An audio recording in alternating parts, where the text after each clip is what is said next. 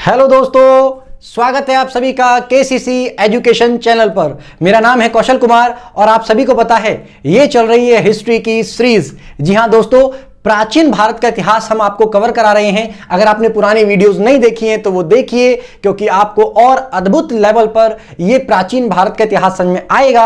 आज हम आपको कराने वाले हैं गुप्त वंश, जो कि 250 से लेकर 550 ईस्वी तक माना जाता है। जी हां दोस्तों, 550 एडी तक या ईस्वी तक इसको हम मानते हैं। तो चलिए आपको कुछ चीजें और बता देते हैं कि हमने इससे पहले थोड़ी जानकारी दे दी है। हमने आपको सिंधु घाटी कवर कराया, हमने आपको वैदिक काल कवर कराया और हमने उसके बाद आपको महाजनपद 16 महाजनपद के बारे में थोड़ी थोड़ी जानकारी देने के बाद मगध साम्राज्य पर 7 राजवंशों का जो स्थापना हुआ वो कराया।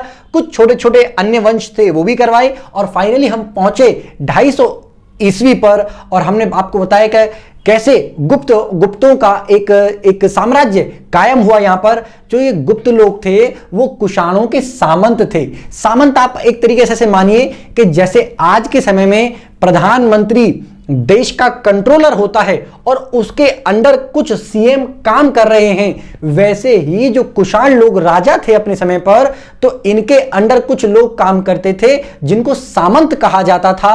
ये सामंत मैंने आपको पिछली वीडियो में बता दी है कि राजा कुछ भूमि का दान करते थे और उन भूमि दानों पर जो जिनके मालिक होते थे वही मालिक सामंत कहलाए बाद में। हालांकि सामंतवादी व्यवस्था क्या है इसको मैं आने वाली वीडियोज में डिस्कस करेंगे विस्तार से, मतलब हम करने वाले हैं। तो फिलहाल ऐसे समझिए कि सामंत लोग सीएम टाइप के लोग उस समय पर हुआ करते थे।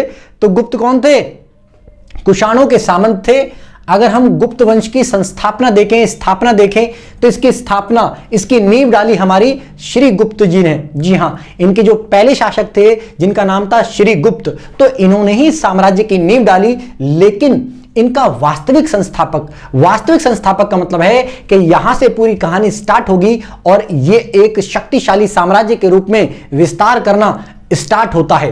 तो इसके वास्तविक जो हमारे संस्थापक हैं वो माने जाते हैं चंद्रगुप्त प्रथम। चंद्रगुप्त मौर्य साम्राज्य में ईसा पूर्व के टाइम में वो हमारा एक नया वंश था उस समय पर। लेकिन ये एक अलग वंश है जिसको हम गुप्त वंश कहते हैं, इसीलिए ध्यान रखिएगा। चंद्रगुप्त मौर्य अलग है, वो प्राचीन भारत के अंडर आते हैं, यानी कि ईस्वी पूर्व, और ये हमारे ईस्वी में आते हैं एडी में। वो बीसी में, ये एडी में आते हैं, इसलिए ध्यान रखिएगा ये चंद्रगुप्त प्रथम है। आगे बात करते हैं तो इनकी राजधानी हमारी थी कौशाम्बी, जो कि उत्तर प्रदेश के अंदर पड़ती है। और इसके बाद श्रीगुप्त के बाद उनकी मृत्यु के पश्चात उनके बेटा घटोत्कच, उन्होंने शासन संभाला, राजगद्दी पर बैठे, लेकिन ये भी ज्यादा दिनों तक शासन नहीं संभाल पाए और इनकी भी मृत्यु होने के पश्चात फिर आए हमारे चंद्रगुप्त प्रथम, और इन्हीं को कहा जाता है गुप्त वंश का वास्तविक संस्थापक। तो इन्होंने अपने साम्राज्य का काफी अच्छे लेवल पर विस्तार किया। चंद्रगुप्त प्रथम के बारे में कुछ मोटी मोटी जानकारी जहां से सवाल बनते हैं, तो देखिए जरा फास्ट। इसका राज्य अभिषेक कब हुआ था? 319 ईस्वी में हुआ था और इसने महाधीराज, जी हां, महाराजा धीराज की उपाधि, क्वेश्चन पूछा गया है कि महाराजा धीराज की उपाधि किसने ग्रहण करी?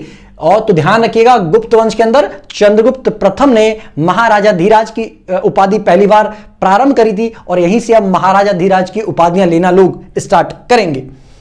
लिच्छवी राजकुमारी, जिसका नाम हमारा क्या था? कुमार देवी से जो लिच्छवी साम्राज्य की थी, इन्होंने इनसे विवाह कर लिया और इनसे एक पुत्र हुआ जिसका नाम था समुद्रगुप्त। ध्यान रखिएगा उसका नाम क्या था हमारा? समुद्रगुप्त। चंद्रगुप्त प्रथम के पुत्र का नाम समुद्रगुप्त।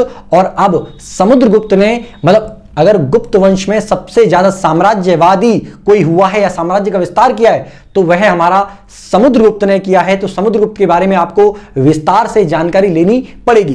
तो चलिए समुद्रगुप्त के बारे में कुछ बातें जानते हैं। यह स्वयं को लिच्छवी दौहित्र, पॉइंट टू बी नोटेड, पूछा गया सवाल, यह स्वयं को लिच्छवी दौहित्र कहता था, क्योंकि लिच्छवी दौहित्र का मतलब है कि लिच्छवियों की पुत्री का पुत्र, यानी कि जो लिच्छवी लोग थे, लिच्छवी साम्राज्य के लोग थे, उनकी जो पुत्री थी उनका ये पुत्र था, तो इसीलिए खुद को लिच्छवी दौहित्र कहता था। ध्यान रखिएगा। यहां कहीं ना कहीं आपको एक और चीज दिखाई दे रही होगी कि गुप्त साम्राज्य में भी कहीं ना कहीं महिलाओं को क्या था? महिलाओं को एक सम्मान की दृष्टि से देखा जा रहा है, क्योंकि यहां पिता की बजाय माता जी का नाम प्रयोग किया जा रहा है, तो वो थोड़ा आपको ध्यान रखना है।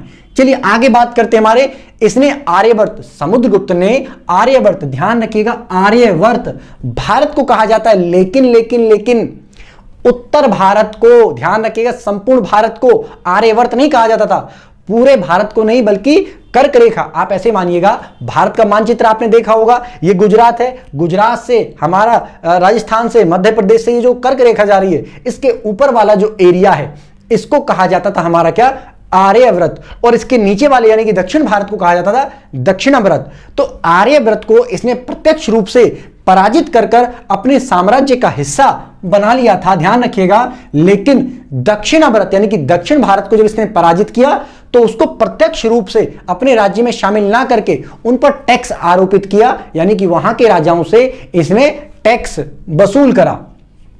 इसने कुछ मुख्य रूप से उपाधियां ग्रहण करी, उन उपाधियों से संबंधित क्वेश्चन भी आते हैं, जैसे इसको हमारा क्या समरसत भी कहा जाता है, तो समरसत की उपाधि भी इसने ग्रहण करी। एक है आपका क्या सर्वराजोच्छेता की उपाधि भी इसने ली, और एक है आपका क्या अश्वमेध पराक्रमी। तो ध्यान रखिएगा अश्वमेध पराक्रमी, एक अश्वमेध यज्ञ हुआ करता था, अगर आपने रामायण देखी है, जीवन सामान्य गुजरा है तो आपको पता चलेगा कि जब आप रामायण में देखेंगे कि जब राज्य अभिषेक होता है राम जी का, तो वो एक घोड़े की पूजा कर मतलब एक यज्ञ होता था, उस यज्ञ में घोड़े की पूजा की जाती थी, उसको सजा धजा कर उस घोड़े को छोड़ दिया जाता था, और वो घोड़ा जिस जिस राज्य से गुजर जाता था वह राज्य के ऊपर ऐसा माना जाता था कि ये राज्य सारे के सारे किसके अधीन है, इस राजा के अधीन है। अगर गलती से उस घोड़े को किसी राजा ने या किसी भी क्षेत्रवासी ने पकड़ लिया और पकड़ के बांध लिया, तो इसका मतलब सीधा होता था कि वह उस राजा की अधीनता स्वीकार नहीं करना चाहता है, और फिर उस राजा का उससे युद्ध होता था। अगर युद्ध में वो जीत जाता था तो उसका क्षेत्र स्वतंत्र कर दिया जाता था, अदरवाइज तो हराने के बाद भी अधीन करना ही था। इसके समय के सिक्के, ध्यान रखिएगा, इसके समय पर जो सिक्के छपे हुए मतलब सिक्के मिले हैं, उन सिक्कों पर इसकी एक मूर्ति मिली है या एक चित्र इसका मिला है जिसमें समुद्रगुप्त को वीणा बजाते हुए दिखाया गया है, जिसके आधार पर इसको कविराज की भी उपाधि मिली है। तो ध्यान रखिएगा इसे क्या कहा जाता है, कविराज भी कहा जाता है। तो कविराज किसको कहा जाता है, समुद्रगुप्त को कहा जाता है, प्लीज याद रखिएगा।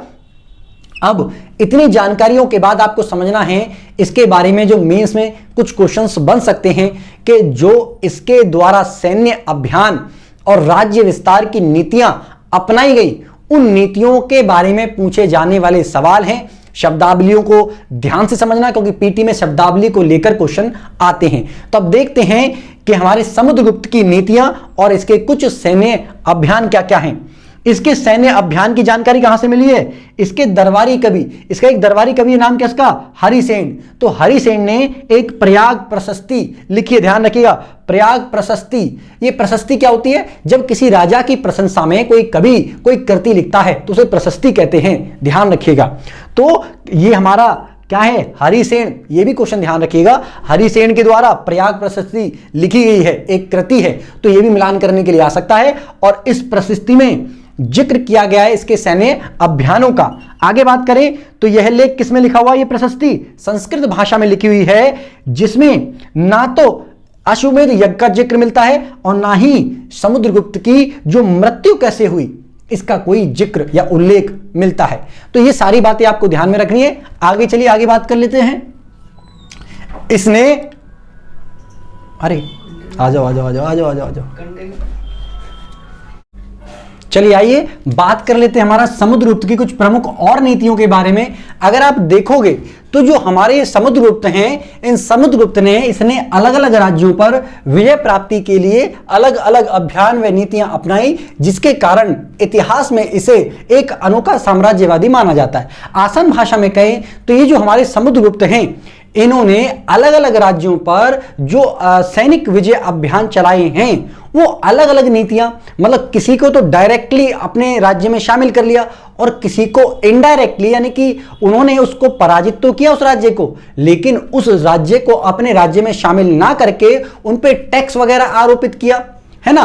तो ये समुद्रगुप्त ने कई प्रकार की विजय अभियान सैनिक नीतियां बनाई थी, सैनिक अभियान चलाए थे। वो उसमें किस किस प्रकार की नीति अपनाई थी वो आने वाली वीडियो में हम आपको डिस्कस करेंगे। चलिए, इसीलिए इसको क्या कहा जाता है, एक अनोखा साम्राज्यवादी। साम्राज्यवादी का मतलब है कि जो अपने साम्राज्य का विस्तार करता है, वह एक ऐसी विचारधारा रखता है, तो उसे हमारा क्या कहते हैं, साम्राज्यवादी कहते हैं। इसके कारण स्मिथ ने इसे भारत का नेपोलियन कहा है। ऐसे ही एक नेपोलियन थे जो यूरोप में थे, और उन नेपोलियन ने क्या करा, अपने साम्राज्य का लगातार विस्तार किया, तो उसको क्या कहा जाता है, उसको हमारा एक तरीके से साम्राज्यवादी नेता कहा जाता है। तो जो स्मिथ हैं इतिहासकार, उन्होंने एक कहा है कि इस तरीके से अगर हम देखें तो भारत का नेपोलियन समुद्रगुप्त को कहा जाता है। यह प्रश्न पूछा गया है, तो प्लीज इसको ध्यान रखिएगा। आगे अगर हम बात करें तो यह यूरोप के नेपोलियन बोनापार्ट से इन अर्थों में भिन्न है कि यह कभी पराजित नहीं हुआ, जबकि जो नेपोलियन था, यूरोप वाला नेपोलियन था, वो अपने जीवन में 60 युद्ध लड़ा, जिसमें से वो 7-8 युद्ध हारा है। इसका मतलब यह है, जबकि हमारे समुद्रगुप्त कभी युद्ध हारे नहीं है, तो ये कहा जा सकता है कि वह कभी भी युद्ध नहीं हारा, और जबकि जो वास्तविक नेपोलियन था यूरोप वाला, वह युद्धों को हारा भी है, पराजित भी हुआ है। इन अर्थों में हम ये कह सकते हैं कि ये एक तरीके से उनसे भिन्न दिखाई पड़ता है। दूसरी बात करें तो नेपोलियन ने जब साम्राज्य विस्तार की नीति अपनाई, तो जब ये इतना क्रूर हो गया, तो इसके जो विरोधी या विपक्षी देश थे, इन्होंने जब उन पर आक्रमण किया, तो ये स्पेन से, रूस से, अन्य जो क्षेत्र थे, उनसे पराजित भी हुआ है नेपोलियन यूरोप वाला। और साम्राज्यवादी विस्तार की प्रक्रिया में इसके जो प्रतिद्वंदी थे, वो देश इसके विरोधी हुए, और फाइनली नेपोलियन का पतन हुआ, विघटन हो गया, और नेपोलियन समाप्त हो गया, जबकि इनके साथ ऐसी कोई घटना घटित नहीं हुई।